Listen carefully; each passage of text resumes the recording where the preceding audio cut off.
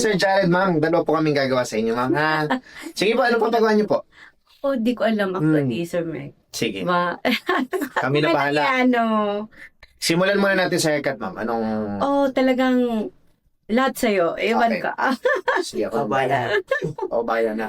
Oh, So, plano ko, ma'am, mga hanggang dito. okay. Bawasan natin to. Volume natin yung iba. Oo nga, oo. Ano? Tapos, kulayan natin ang maganda. Mm-mm. Sa kulay naman, iniisip ko. Sir Meg. Okay ba sa ito, ma'am? Oh. O gusto mo ng mga brown-brown? Ano bang gusto? ikaw, Sir Meg, talagang Paano mas gusto ko to? okay. Medyo Basta yung pink na brown. Okay ni. okay. Bago yan, ma'am. Ganda niya. Okay, okay. Yan ang gawin natin. Oh. Tapos, pero may maninipis lang na highlight.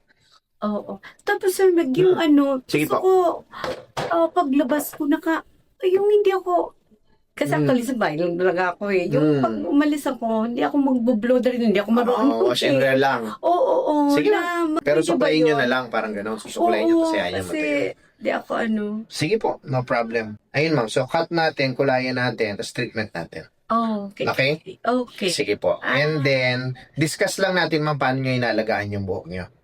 Ha? Sige po.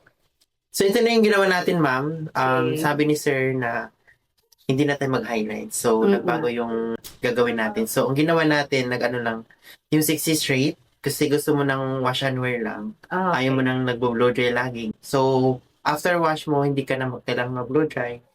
Wash and wear lang. Wash and wear. 2 days Yes. before. 2 days 24 to na wash. ako.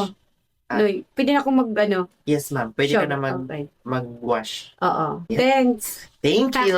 Thank you, Sir Janet.